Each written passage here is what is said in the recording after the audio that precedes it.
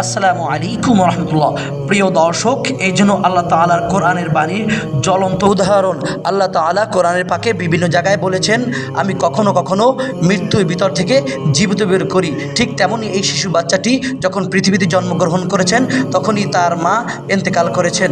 ইন্না লিল্লাহি ওয়া ইন্না ইলাইহি রাজিউন। প্রিয় দর্শক, তখন বাংলাদেশ সময় দুপুর 1:18।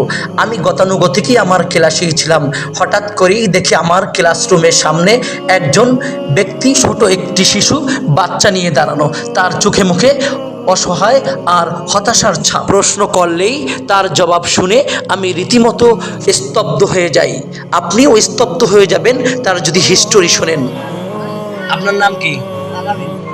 আপনার বাড়ি কোন জায়গায়? নদমুল্লা কোন জায়গায় বলেন?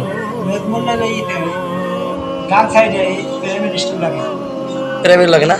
কি হয়েছে সমস্যা বলেন? বাচ্চার আর মা নাই, সিজারে মারা গেছে। তো এখন আপনি কি করেন? আমি গাছ দিয়ে পড়ে গেছি, গাছ দিয়ে পড়ে গেছিলেন, অসহায়। মেম্বার চেয়ারম্যান কাছে জানাইছেন? এখন কি মানে আপনি কাজ করতে পারেন না?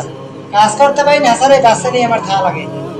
জি, এই একটাই বাচ্চা আপনার? আর কোনো কাজ কামও করতে পারেন না? কাজ কাম করবো, একটু মোটামুটি করা যায়, বাচ্চা দিয়ে থইতে পারতাম, কেউ বই নিয়ে করতে পারি। এই মা মারা গেছে কতদিন হয়েছে? 8 মাস, একটা 8 মাস। এই 8 মাস ধরে আপনি চালাইতেছেন? তা দুধ খায় না? দুধ বাচ্চা মানুষ চলতেছে এইভাবে? আপনার ওয়ার্ড নম্বর কত? 4 নম্বর।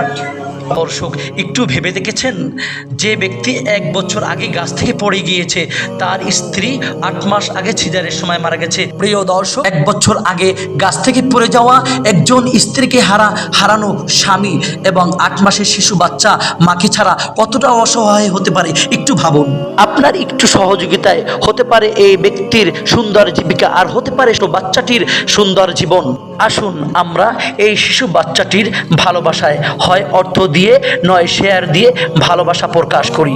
আমার এই ভিডিওর মাধ্যমে দৃষ্টি আকর্ষণ করছি ভান্ডারিয়া থানার নদমুল্লা ইউনিয়নের 4 নং ওয়ার্ডের বাসিন্দাদের, যে আসলে এই ব্যক্তিটি অসহায় কিনা, এই শিশু বাচ্চাটি আসলেই কি তার। আমি কথা বলছি ভান্ডারিয়া থানার রাজানগর গ্রামের এম.এ. খালেক উলুমুল কোরআন হেফজখানার শিক্ষক হাফেজ হোসেন আহমদ। ভালো থাকবেন, সুস্থ থাকবেন, আপনার দীর্ঘায়ু কামনা করছি। আবারও দেখা হবে নতুন কোনো ভিডিওতে। আল্লাহ হাফেজ।